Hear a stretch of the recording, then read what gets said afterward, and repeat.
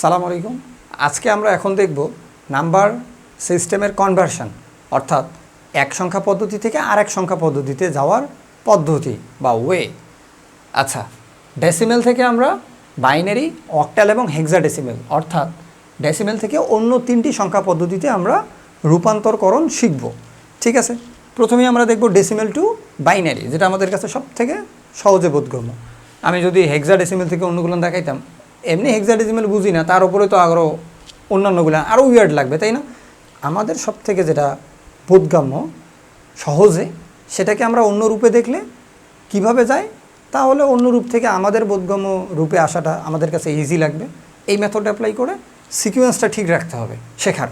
তাহলে আমি আশা করি তোমাদের কাছে একবারেই সম্পূর্ণটা ক্যাপাবল হবে, যদি তোমরা মনোযোগ দিয়ে একবার দেখে লিখে ফেলো। লিখতে হবে মাস্ট।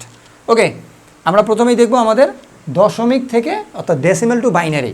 এখানে একটু বাংলায় লিখে দেওয়া আছে, বাট আমরা এটা এখন ফলো করবো না, আগে বুঝবো, তারপর দেখব কি লেখা আছে। প্রথমে কি বলছে দেখো তো, 152.125 শুধু পূর্ণ সংখ্যা না, দশমিক সংখ্যা। আমরা তো থিমে বা থিওরিতে একটু পূর্ণ সংখ্যা থেকে আসছি না, এখন দশমিক সংখ্যা সহ দেখব। দশমিক না থাকলে নাই, পূর্ণ সংখ্যা যা মেথড তাই। দশমিকের পরের অংশ আছে, তাইলে সেটার জন্য কি করব? তুমি দশমিকের আগে এবং পরে, আগের অংশটাকে আগে লেখো, পরের অংশটাকে পরে লেখো, জাস্ট এখন বোঝার জন্যে। ঠিক আছে, তাহলে আগেরটাকে নিয়ে আগে কাজ করবা, পরেরটাকে নিয়ে পরে কাজ করবা। ঠিক আছে, ওকে। বলো তো আগে কি আছে? 152। এই সংখ্যাটা আমাদের বাইনারির বেস কত? বেস হলো 2 দিয়ে বারবার ভাগ হবে, ভাগফলকে আবার ভাগ করবা। ভাগ করো, কত আসবে?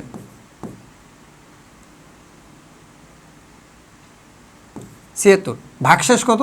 আমরা জানি এখানে ভাগশেষ লিখতে হয়, তাই তো? এখানে থাকে কে? ভাগশেষ। আচ্ছা, আমাদের ভাগশেষ এখানে 0। আসলে এই ভাগশেষটাই আমাদের ফাইনালি বাইনারিতে রূপান্তরিত সংখ্যা হিসাবে ব্যবহার হবে, তাই না? তাই এটা কিন্তু মিস করা যাবে না এবং সঠিক করতে হবে।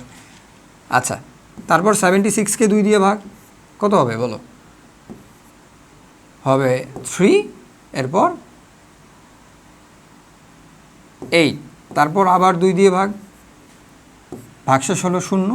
ওকে, 2 দিয়ে ভাগ করবা 19, ভাগশেষ কত? 0। ওকে, 19কে 2 দিয়ে ভাগ করবা 9, ভাগশেষ হলো 1। আচ্ছা, এরপর আমরা আবার 2 দিয়ে ভাগ করব 4, ভাগশেষ হবে 1। ওকে, 2 দিয়ে ভাগ করো, ভাগফল হবে 1, ভাগশেষ হবে 0।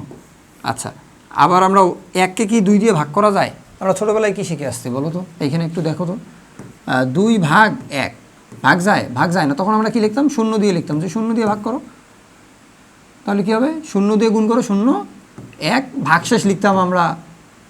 এটাকে কি লিখতাম? আরে লিখতেছি কি, এটাকে ভাগশেষ লিখতাম না 1? ঠিক ওই কাজটাই এখানে করতে হবে, 0, কারণ আমার তো ভাগশেষ বারবার নিয়ে আসতে হবে, তাই না?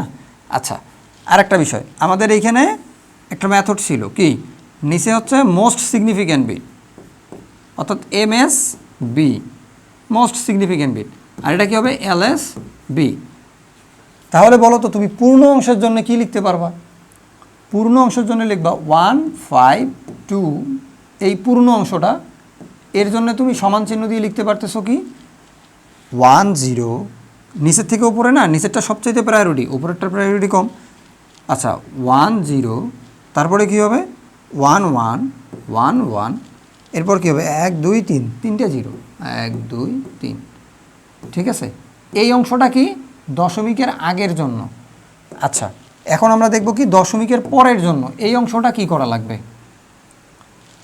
তোমাদের খাতায় যদি পাশে জায়গা থাকে, এরকম আবার দাগটাই না, এমনিতেই করতে পারবা, এটা ওই অংশেরই অংশ, মানে এই অঙ্কের অংশই এটা। আর যদি খাতায় জায়গা না হয়, নিচের দিকে লিখতে চাও, সেই জন্য আমি জাস্ট এখানে একটা সেপারেশন বোঝাইছি। হ্যাঁ, ওকে। বলো তো কী ছিল আমাদের দশমিকের পরের অংশ? দশমিক 125, এই অংশটা কি করতে হবে? এই অংশটাকে এই বেস দ্বারা, ভগ্নাংশটাকে বেস দ্বারা ক্রমান্বয়ে গুণ করতে হবে, গুণফলকে আবার গুণ করতে হবে। গুণ করতে করতে যখন আমাদের বারবার পূর্ণ সংখ্যা আসবে, সেই পূর্ণ সংখ্যাটাকে কি করব? রিমাইন্ডার হিসাবে নিব। এই যে এখানে আমরা রিমাইন্ডার হিসাবে নিছি না, ভাগশেষ হিসাবে, ওইখানে আমরা মানে বোঝার জন্য আমি রিমাইন্ডার বলতেছি, এটা আসলে রিমাইন্ডার না। এই গুণফলটাকে যখন পূর্ণ সংখ্যায় রূপান্তর হবে তখন এই পূর্ণ সংখ্যার কাউন্টকে আমরা কিসে নিব, আমাদের এই রিমাইন্ডারের জায়গায় নিয়ে আসব। কেন নিয়ে আসব? আর এখানে 0 আর 1 আসবে, তুমি একবার গুণ করবে, যদি পূর্ণ সংখ্যা 0 থেকে 1 না হয় তাহলে 0, 0 থাকলে ওকে।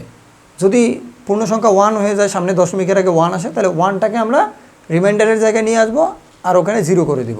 ভালো করে দেখো কী করতেছে। এই যে এই সংখ্যাটা দেয়া, এই অংশটাই না দশমিকের পরের, ওকে। এখন আমরা কি লিখব? 0.125, এর সাথে গুণ করব আমাদের বেস কত, 2। আচ্ছা, বেস যদি আমরা গুণ করি, ওকে, গুণ করলে কত হবে? 250। আসলে তো দশমিক আছে, তাই না? কও, এখানে কি আমাদের পূর্ণ সংখ্যা আসছে দশমিকের আগে? আসে নাই, 0 আসছে। তাহলে আমরা এখানে 0 একটা নোট রাখবো, আবার গুণ করব 2, বলো কত আসবে?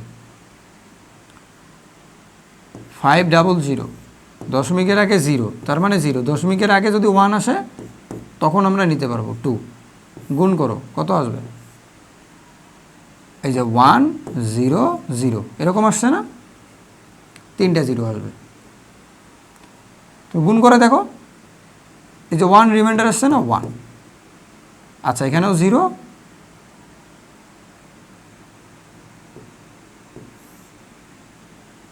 .000, তোমার তো সবই 0, আর 2 দিয়ে গুণ করার কোনো প্রয়োজনই নাই, ডিজিট 0 হয়ে গেছে। আর রিমাইন্ডার সর্বশেষ কত পাইছো? 1।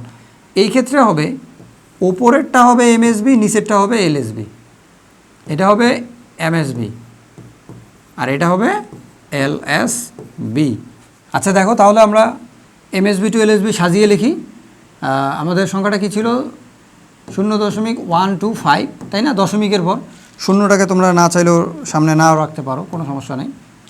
125, এটা ছিল আমাদের দশমিকে, তাই তো? আচ্ছা, এটার জন্য আমাদের বাইনারিতে কি আসলো? অবশ্যই দশমিকের পরের অংশ, তাহলে দশমিক, তোমরা শূন্য নাও রাখতে পারো, কোনো সমস্যা নেই। 001, কারণ এখানে এমএসবি, এখানে এলএসবি। 001, 001, ঠিক আছে? আর এটা হচ্ছে বাইনারি। আচ্ছা, এখন যদি আমি বলি যে আমরা তো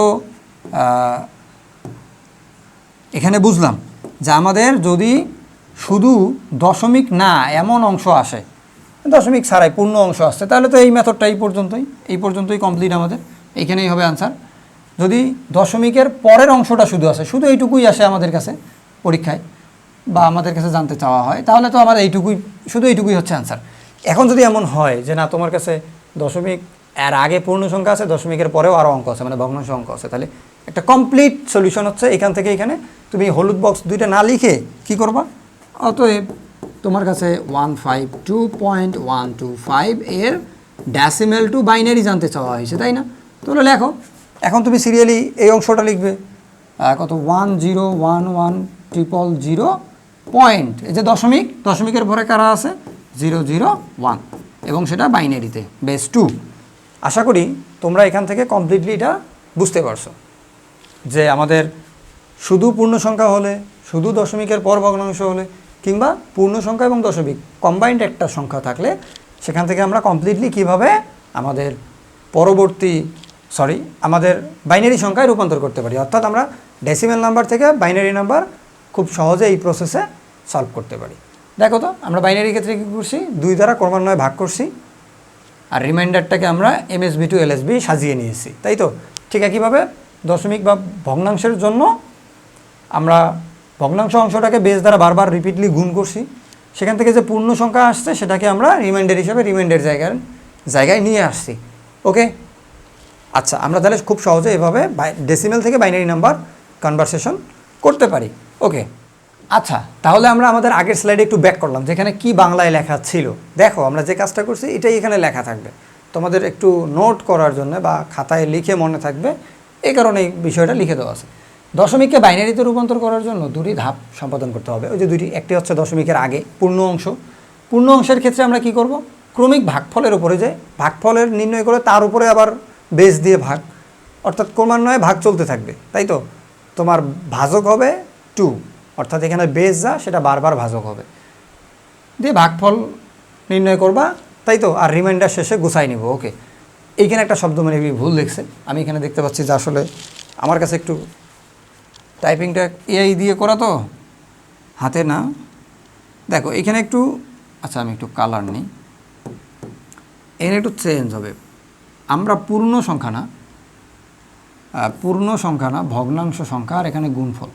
আমরা কি কাজ করছিলাম, এই যে ভগ্নাংশ অঙ্ককে বারবার বেস দ্বারা গুণ করছিলাম না, এই কথাটাই এখানে লিখতে হবে। পূর্ণ না, এখানে হবে ভগ্নাংশ। একটু টাইপিংটা ঠিক করা লাগতো। ভগ্নাংশ, এটা অনুসার ভগ্নাংশ এবং গুণফল, এই যে আমরা বারবার গুণ করতেছিলাম না, গুণফলের সাথে আবার বেস দ্বারা গুণ করতেছি, তাহলে ভাগফল না, এখানে গুণফল। গুণফলের ওপর গুণ করি ভিত্তি দিয়ে, তাই না? আচ্ছা, তাহলে এখানে অ্যান্সারটা কত হবে সেটা এখানে লিখতে হবে। তাহলে তোমাদের নোট করার জন্য বিষয়টা একদম কমপ্লিটলি দেয়া আছে। ওকে।